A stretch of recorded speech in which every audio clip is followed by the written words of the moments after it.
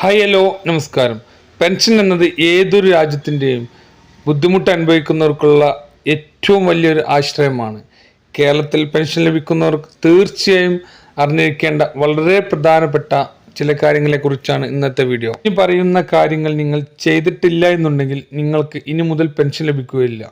പിന്നീട് അത് ചെയ്താലും നിങ്ങളുടെ കുടിശ്ശിക ലഭിക്കുകയില്ല. അതുകൊണ്ട് തന്നെ വളരെയധികം ശ്രദ്ധിക്കേണ്ട, അതായത് എല്ലാ പെൻഷൻ ഗുണഭോക്താക്കളും നിർബന്ധമായി ശ്രദ്ധിക്കേണ്ട ഒരു കാര്യത്തെക്കുറിച്ചാണ് ഇന്നത്തെ വീഡിയോ തുടങ്ങുന്നതിന് മുൻപായി നിങ്ങൾക്ക് ഏതെങ്കിലും തരത്തിലുള്ള പെൻഷൻ ലഭിക്കുന്നുണ്ടെങ്കിൽ എസ് എന്നും, അല്ല നിങ്ങൾക്ക് അർഹത ഉണ്ടായിട്ടും നിങ്ങൾക്ക് പെൻഷൻ ലഭിക്കുന്നില്ലെങ്കിൽ ഇല്ല എന്നും അതിൻ്റെ കാരണവും കമൻറ്റ് ചെയ്താൽ അതിന് എന്താണ് പോംവഴി എന്ന് നമുക്ക് നോക്കാം. പെൻഷന് അർഹത ഉള്ളവർ ചിലപ്പോൾ യൂട്യൂബിലും മറ്റും നമ്മുടെ ഈ വീഡിയോ കണ്ടിട്ടില്ല എന്ന് വരാം. അതുകൊണ്ട് തന്നെ നിങ്ങൾ അവരിലേക്ക് ഈ വീഡിയോ എത്തിച്ചു നൽകുക. ആദ്യമായി നിങ്ങൾ ചെക്ക് ചെയ്യേണ്ടത് നിങ്ങളുടെ പെൻഷൻ സ്റ്റാറ്റസ് ആണ്. താഴെ കമൻറ്റ് ബോക്സിൽ നൽകിയിട്ടുള്ള ലിങ്കിൽ ക്ലിക്ക് ചെയ്ത് നിങ്ങളുടെ ആധാർ നമ്പർ അടിച്ച് സെർച്ച് ചെയ്ത് കഴിഞ്ഞാൽ നിങ്ങളുടെ പെൻഷൻ സ്ഥിതി അറിയാം. ഏതുതരം പെൻഷൻ വാങ്ങുന്ന ഗുണഭോക്താക്കളായാലും ഈ ഒരു മെത്തേഡ് ചെയ്യേണ്ടതാണ്. അതായത് വാർദ്ധക്യ പെൻഷൻ, വികലാംഗ പെൻഷൻ, വിധവ പെൻഷൻ, അവിവാഹിത പെൻഷൻ, അതുപോലെ കർഷക തൊഴിലാളി പെൻഷൻ, വിവിധതരം ക്ഷേമനിധി പെൻഷനുകൾ, അതുപോലെ 1000 രൂപ ലഭിക്കുന്ന വനിതകൾക്കുള്ള പെൻഷൻ തുടങ്ങിയിട്ടുള്ള ഏത് പെൻഷൻ ലഭിക്കുന്ന ഗുണഭോക്താക്കളും നിർബന്ധമായും അവരുടെ പെൻഷൻ സ്റ്റാറ്റസ് ചെക്ക് ചെയ്യുക.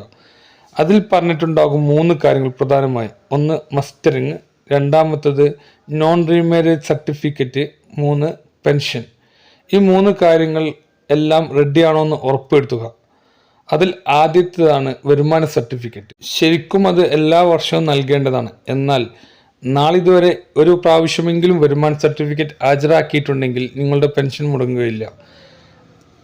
എങ്കിലും എല്ലാ ആളുകളും പെൻഷന് വരുമാന സർട്ടിഫിക്കറ്റ് അതിൽ രേഖപ്പെടുത്തിയിട്ടുണ്ടോ എന്ന് ഉറപ്പുവരുത്തുക. ഇനി അതല്ല, കുറേ മുൻപാണ് നിങ്ങളുടെ വരുമാന സ്റ്റാറ്റസ് അതിൽ അപ്ഡേറ്റ് ചെയ്തിട്ടുണ്ടെങ്കിൽ നിങ്ങൾ പുതിയൊരു വരുമാന സർട്ടിഫിക്കറ്റ് ഉണ്ടാക്കി നിങ്ങളുടെ പഞ്ചായത്തിൽ ഏൽപ്പിക്കേണ്ടതാണ്. രണ്ടാമതായിട്ടുള്ളതാണ് മസ്റ്ററിങ്. അതായത് എല്ലാ വർഷവും എല്ലാ ആളുകളും ചെയ്യേണ്ട, ജീവിച്ചിരിപ്പുണ്ട് എന്ന് തെളിയിക്കുന്നതിന് വിരലടയാളമോ അതല്ലെങ്കിൽ കണ്ണോ ഏതെങ്കിലും ഒന്ന് സ്കാൻ ചെയ്ത് നൽകേണ്ട ഒന്നാണ് മസ്റ്ററിങ്. മസ്റ്ററിങ് ചെയ്തിട്ടില്ല എന്നുണ്ടെങ്കിൽ നിങ്ങളുടെ പെൻഷൻ പിറ്റത്തെ മാസം മുതൽ മുടങ്ങുന്നതാണ്. അതിൻ്റെ കുടിശ്ശിക പിന്നീട് ലഭിക്കുകയുമില്ല. എന്നാണോ നമ്മൾ മസ്റ്ററിങ് ചെയ്യുന്നത് അന്ന് മുതലുള്ള പെൻഷനെ പിന്നീട് ലഭിക്കുകയുള്ളൂ.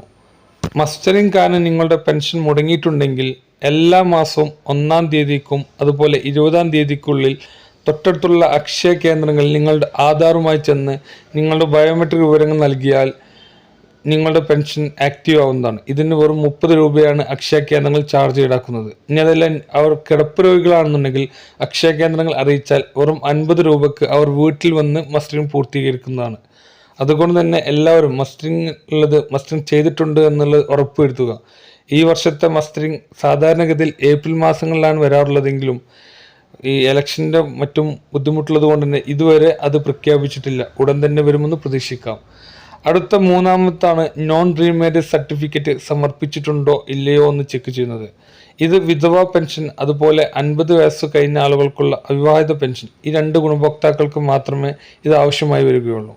അതും 60 വയസ്സ് കഴിഞ്ഞ വിധവ പെൻഷൻ വാങ്ങുന്ന ആളുകൾക്കും ഇത് ആവശ്യമില്ല. അപ്പോൾ അവിടെ ആവശ്യമില്ല എന്നാണെങ്കിൽ നമ്മൾ ശ്രദ്ധിക്കേണ്ട ആവശ്യമില്ല. അതല്ല, സമർപ്പിച്ചിട്ടില്ല എന്നാണെന്നുണ്ടെങ്കിൽ വാർഡ് മെമ്പറെ അടുത്ത് എത്രയും പെട്ടെന്ന് വിവരം പറഞ്ഞ് ഏതെങ്കിലും ഒരു ഗസറ്റ് ഓഫീസറിൽ നിന്ന് സൈൻ ചെയ്ത് അത് പഞ്ചായത്തിൽ ഏൽപ്പിക്കേണ്ടതാണ്.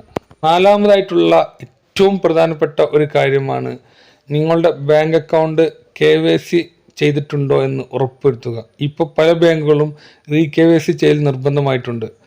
അതുകൊണ്ട് തന്നെ നിങ്ങളുടെ ബാങ്കിൽ KYC ചെയ്യാൻ ആവശ്യമുണ്ടോ, അതുപോലെ ആധാറും ബാങ്ക് അക്കൗണ്ടും സീഡറാണോ എന്നെല്ലാം ഉറപ്പുവരുത്തുക. എങ്കിൽ മാത്രമേ നിങ്ങളുടെ പെൻഷൻ തുക കൃത്യമായി നിങ്ങളുടെ അക്കൗണ്ടുകളിൽ എത്തുകയുള്ളൂ. പെൻഷനുമായി ബന്ധപ്പെട്ടുള്ള എന്തെങ്കിലും സംശയങ്ങൾ ഉണ്ടെങ്കിൽ താഴെ കമൻറ്റ് ബോക്സിൽ ചോദിക്കാവുന്നതാണ്. ഇത്തരത്തിൽ ഉപകാരപ്രദമായ വീഡിയോകൾ തുടർന്ന് നിങ്ങൾക്ക് കറക്റ്റായി നോട്ടിഫിക്കേഷൻ ലഭിക്കണമെങ്കിൽ നമ്മുടെ ഈ ചാനൽ സബ്സ്ക്രൈബ് ചെയ്ത് തൊട്ടടുത്തുള്ള ബെല്ലൈക്കൺ കൂടി എനേബിൾ ചെയ്യുക.